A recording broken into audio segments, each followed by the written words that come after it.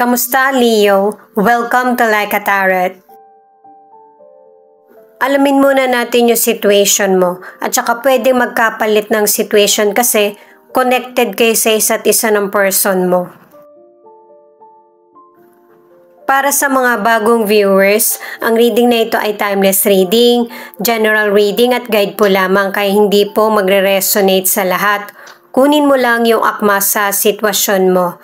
At kung kailan mo napanood ang reading na ito, yon ang start ng 1 week reading para sa'yo. Ikaw na bahala magpalit kung si person mo ito o ikaw. Angels and guides, please guide us. Ano ang reading para sa mga Leo? Ang mga cards mo ay Queen of Pentacles, the Hanged Woman, 8 of Pentacles. Pinapakita ng cards na ito na feeling mo sa situation, yung bang hindi ka na-appreciate. Kaya ang ilan sa inyo, dumidistansya ka sa person mo or nagtatampo ka. Pero kapag ka nagkausap kayo ulit, okay na naman ulit. At saka yung mga nangyayari sa buhay mo, hindi naman lahat yan negatibo na yung dating. May mga nare-realize ka rin. Sa career, maganda yung career na pinasukan mo. Kaya lang, nag-e-effort ka nga pero hindi natutumbasan ng kumpanya yung naibibigay mong pagpapahalaga sa trabaho mo.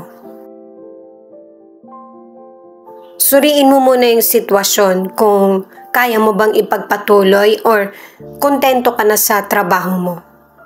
Pwede ka naman mag-change ng career kung kinakailangan. Lalo na't marami pang responsibilidad na kakaharapin ka sa trabaho mo. Ang ilan sa inyo sa career, kung naghahanap ka ng trabaho, makakahanap ka. Pero maraming test na kailangan mong ipasa. At saka demanding din yung trabaho na gusto mong pasukan. At ipakita mo na confident ka na alam mo yung trabahong pinapasukan mo. Sa mga single, yung potential person na nagugustuhan mo, hayaan mo din na ma-miss ka niya. Matagal-tagal na rin kasi na kinikilala niyo yung isa't isa. At meron ng konting feelings yung potential person sa iyo. Itong Knight of Pentacles, pinapakita na tahimik ka. Hindi naman umiiwas ka sa tao Pero, yun yung nature mo. At saka, maaasahan ka rin at saka mapagkakatiwalaan. Alam mo yung mga bagay na kailangan mo at gusto. Hindi ka rin agresibo. Kalma mong hinaharap yung mga sitwasyon. Sa negosyo man ito, sa career or financial ay may tagumpay. Masipag ka. Sa relationship, ang ilan sa inyo, lahat ng effort mo, pag-aasikaso sa pamilya, sa person mo, nagawa mo. Pero hindi pa rin naging sapat. Ang nagiging problema kasi, isa sa inyo yung masyadong focus sa career or financial. Ito yung card naman ng person mo. 6 of Cups, 6 of Wands, 9 of Wands. Itong card ng person mo, pinapakita niya na yun bang meron siyang issue sa nakaraan. Ayaw niya na ito na maulit pa ulit. Kaya lahat ng pagpupursige, ginagawa niya sa mga taong malapit or mahal niya sa buhay. Kaya lang, kailangan malaman ng person mo na hindi lang naman financial yung importante. Isa rin naman sa importante yung panahon sa person o kaya sa pamilya. Ang ilan sa inyo sa financial, gusto mong mag-loan or maglo-loan ka. Kasi ang ilan sa inyo, meron kang gustong simulan. Pwedeng negosyo or pagkakagastosan. At saka ang ilan sa inyo kailangan ng disiplina sa paggastos. Mas bigyang pansin yung mga importante na gastusin. Ang ilan sa inyo na nasa relationship, hindi kayo nagpapakita ng affection ng person mo sa isa't isa, pero matibay yung relasyon nyo. Na kahit hindi kayo magkasama or hindi siya nagpapakita ng paglalambing, yung pagmamahal niya hindi nagbabago. Mataas ang pangarap ng person mo sa iyo at saka sa relasyon nyo. Tingin niya nga kulang pa yung naibibigay niya. Ito yung additional card ng person mo, the Justice. Ang ibig sabihin nito na yung paghihirap niya o kaya yung pagpupursige sa trabaho, negosyo ay may magandang resulta. Magtiwala siya sa timing ng buhay niya. Kasi yung swerte na para sa kanya ay darating. Pareho pa kayo ng person mo na may mga magandang resulta yung effort nyo. Pinakita rin kasi sa mga cards mo. Sa mga single o kaya nasa relationship, nakadalawang cards ka na kung ano man yung nangyari sa nakaraan, hayaan mo nang manatili yun doon. Pinapakita rin ng cards na yung mga nangyari sa'yo sa nakaraan ang nagpatatag sa iyo. At saka kahit gaano ka ka-busy, panatilihin na may koneksyon sa person at huwag maglihim.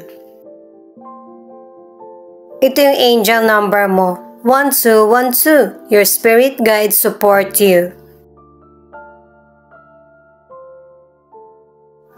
Ang second card ay, your next chapter is going to be amazing. Kaya kailangan talaga ng balanse at saka huwag mo hayaan na ikaw mismo yung sumabotahe sa happiness mo. Kasi nga may person na masyadong nafo-focus na sa career or sarili. Ang ilan naman na single o kaya nasa relationship, magkakaroon ng reunion sa mga dating nakasama o kaya kaibigan. Ito muna yung advice ng mystical cards sa iyo. Dalawang card yung kukunin ko.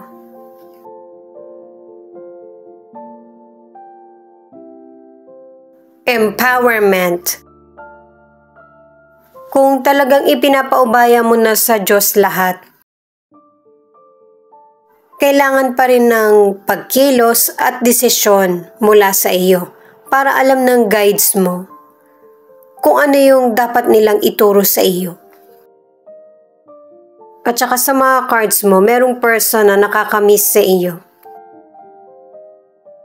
Direction, ito yung una.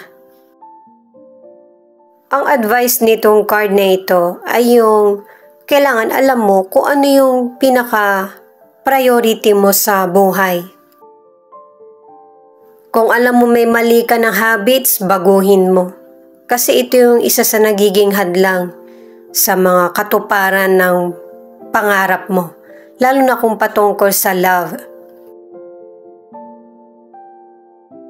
Para naman sa mga single, unti-unti nang nade-develop yung person na nagugustuhan mo.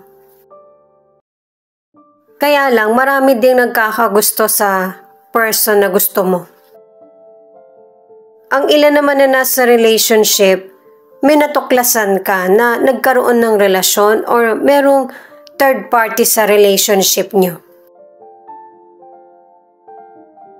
Ace of Swords, Four of Wands, at King of Pentacles.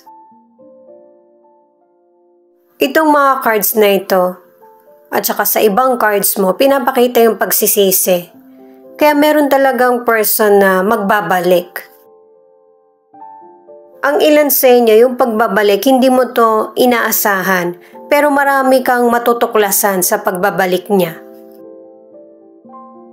Naka-4 na cards ka na kasi na mas pipiliin mo yung success ng buhay at saka yung katahimikan. Ang ilan sa inyo sa health, pinipilit mo na makapag-diet or baguhin yung lifestyle mo. At saka ang ilan sa inyo, unti-unti mo na ring binabawasan yung mga unhealthy habits mo. Nakakabuti ito sa iyo kasi nagiging maganda yung kondisyon ng kalusugan mo. At ang ilan sa inyo nag-i-exercise ka na din. Ang ilan sa inyo na nasa relationship, pwedeng natapos yung relasyon nyo or sisikapin nyo ng person mo na maayos ang problema at magsasama pa rin. Kasi ang ilan sa inyo, nalaman mo na yung katotohanan at sinisikap ng person mo na magbago para sa ikakaganda ng takbo ng relasyon nyo. Sa mga single, naka-4 na cards ka na merong potential person na stable at seryoso sa relasyon. Yun na lang talaga yung hinahanap niya, yung makakarelasyon habang buhay. Sa iyo niya ito nakita. Ito yung additional card na The High Priestess. Bibigyan ka ng sign ng universe gamit ang panaginip o kaya talas ng kutob mo para mag-guide ka sa tamang direksyon. Itong 9 of Swords, magkakaroon ng bagong chapter sa buhay mo. At saka kahit na ayaw mo na, ang ilan sa inyo magbabalik pa rin talaga yung person kasi hindi kanya kayang kalimutan. Itong The Judgment, pakiramdam mo, kalahati ng buhay mo ay nasayang. Kaya, magdidesisyon ka na pipiliin mo na kung ano yung makakapagpasaya sa iyo, ano man ang sabihin ng iba.